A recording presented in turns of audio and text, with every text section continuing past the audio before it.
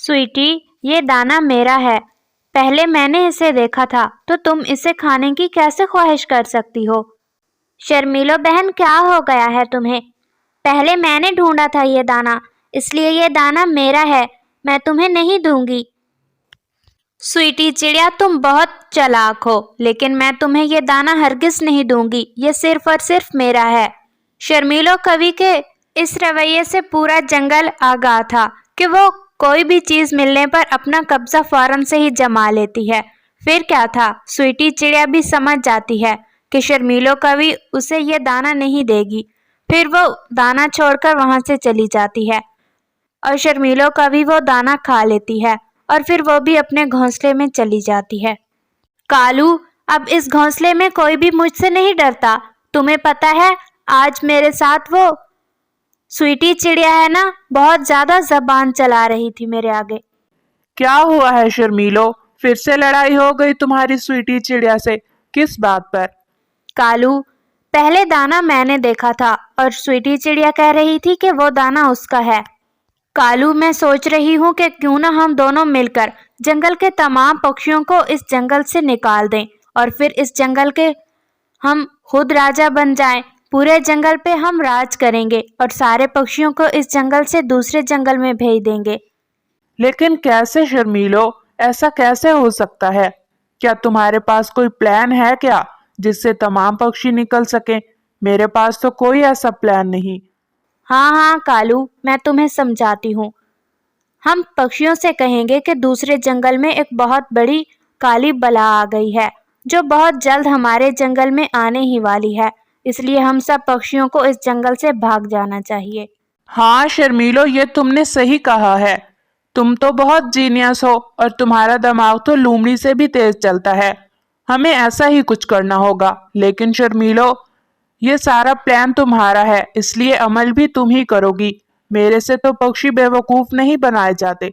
ठीक है कालू, मैं कर लूंगी। तुम परेशान बिल्कुल मत हो। फिर क्या था, अगले ही दिन शर्मीलो कवि स्वीटी चिड़िया, कबूतर और तोते से कहती है, पक्षियों, क्या खबर भी है तुम्हें किसी बात की? जंगल में क्या हालात चल रहे हैं? नहीं नहीं शर्मीलो, तुम ही बता दो। हम तो वैसे भी सारा दिन मसरूफ रहते हैं अपना दाना ढूंढने में। एक तुम ही हो जो सारा दिन घर में रहती हो और इधर उधर की खबरों पर नजर रखती हो। अच्छा, परेशान मत हो, मैं तुम्हें बता देती हूँ। दरअसल ये खबर तुम्हारे फायदे की ही है, इसलिए मैंने सोचा है कि मैं सब पक्षियों को बता दूं जल्द से जल्द। मैं कल गई थी अपनी बहन के पास दूसरे जंगल, और वो बता रही थी कि उस जंगल में एक बहुत बड़ी बला आ गई है, जो काले रंग की है और जो हमारे जैसे पक्षियों को खा जाया करती है। इसलिए पक्षियों, मैंने सोचा है कि हम सबको मिलकर ये जंगल छोड़ देना चाहिए। शर्मीलो कवि की ये बात सुनकर जंगल के वो पक्षी बहुत ज्यादा डर जाते हैं। स्वीटी चिड़िया, कबूतर और तोता बहुत ज्यादा खौफजदा हो जाते हैं कि अगर वो बला आ गई तो उन्हें तो वो फौरन से खा जाएगी। शर्मीलो बहन, फिर क्या सोचा है तुमने? कब हमें ये जंगल छोड़कर चले जाना चाहिए? मैं तो कहती हूँ कि तुम भी हमारे साथ ही चलो। कबूतर और तोते, हमें अभी इसी वक्त चले जाना चाहिए। ज्यादा से ज्यादा हमारा घोंसलों का ही नुकसान होगा ना, वो हम वहां पर दोबारा नए से बना लेंगे, लेकिन फिलहाल हमारी जानें ज्यादा कीमती हैं।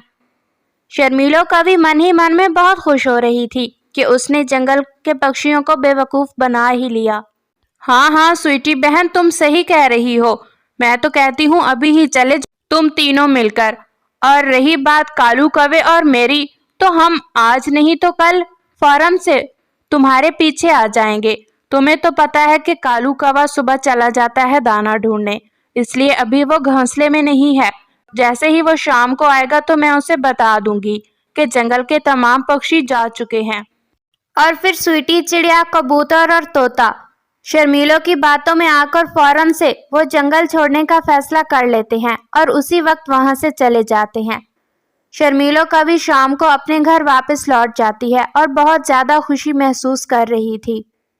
जंगल के पक्षी पूरी रात सफर करते हैं और अगले ही दिन वो दूसरे जंगल में पहुंच जाते हैं और वहां पर मौजूद एक बड़े से दरख्त के ऊपर बैठ जाते हैं। वो जैसे ही उस दरख्त के ऊपर बैठते हैं तो स्वीटी चिड़िया की नज़र एक गार पर पड़ती है। पक्षियों, वो देखो, सामने एक बहुत बड़ी गार है। मुझे लगता है कि हमें उसमें आराम कर लेना चाहिए और फिर जैसे ही हमारी थकावट उतर जाएगी तो हम अगला सफ़र उस वक्त शुरू कर लेंगे। हाँ हाँ चिड़िया बहन, तुम सही कह रही हो। अब तो हम भी बहुत थक चुके हैं क्योंकि सफर बहुत लंबा था और हमने कोई दाना भी नहीं खाया है। ठीक है तोते भैया, चलिए अंदर चलते हैं। वैसे भी अब रात तो गुजर ही चुकी है, थोड़ा सा आराम कर लेते हैं, फिर दाना भी खा लेंगे। फिर स्वीटी चिड़िया, तोता और कबूतर उस घर में चले जाते हैं। वो जैसे ही उस घर के अंदर जाते हैं तो देखकर बहुत हैरान हो जाते हैं कि उस घर में तो दाने की कोई कमी ना थी। बहुत ज़्यादा गंदम, चावल और अनाज वहाँ पर मौजूद था। दाना देखकर जंगल के वो पक्षी बहुत ज़्यादा खुश हो जाते हैं। अरे चिड़िया आपी, इतना सारा दाना! शायद हमारी कोई नेकी काम आ गई हमारे। न जाने हमने कौन सी ऐसी नेकी की। हाँ हाँ तोते भैया, आप सही कह रहे हैं। इतना सारा दाना तो मैंने कभी ख्वाब में भी नहीं देखा। शायद ऊपर वाले ने हमारी सुन ली क्योंकि हम बहुत थक चुके थे। और फिर ऐसे वो बहुत ज़्यादा खुश हो जाते हैं और पेट भर कर दाना खाते हैं। और फिर स्वीटी चिड़िया, तोता और कबूतर उसी गार में आराम करने लगते हैं। दूसरी तरफ जंगल में मौजूद वो चील अकेली बैठी हुई थी कि अचानक उसकी बहन उसके पास आ जाती है। आओ आओ चील दीदी, तुम कैसे आना हुआ? कोई काम था तो मुझे बता देती।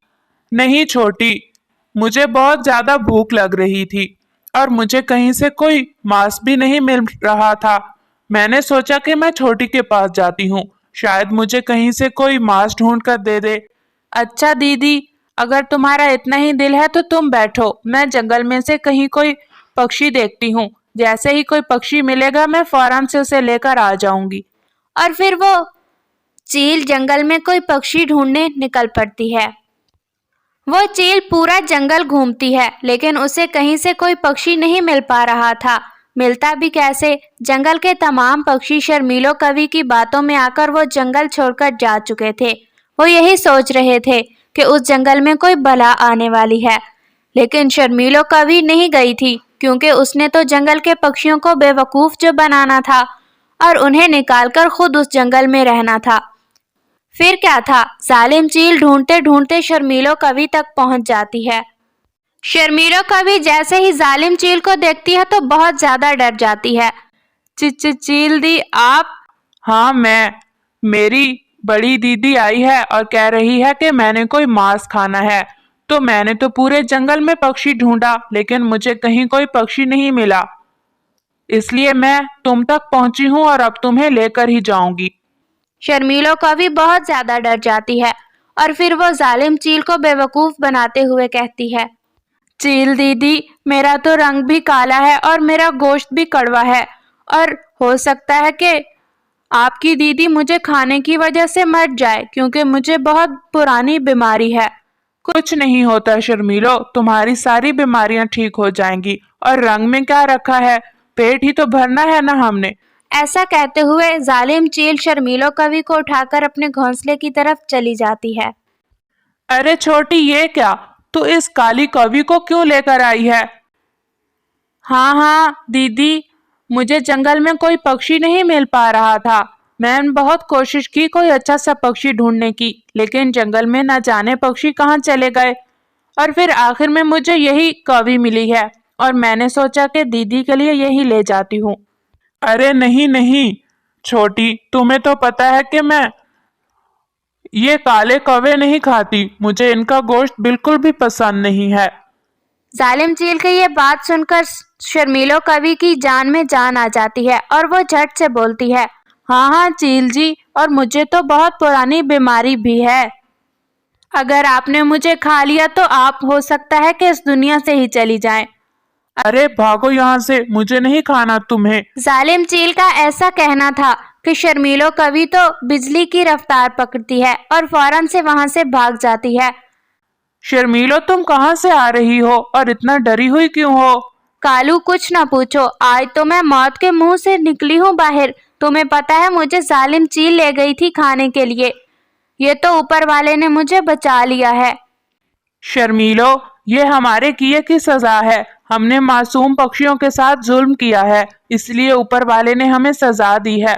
हाँ कालू, तुम सही कह रहे हो। मैं कल ही जाऊंगी दूसरे जंगल और तमाम पक्षियों को अपने जंगल वापस ले आऊंगी।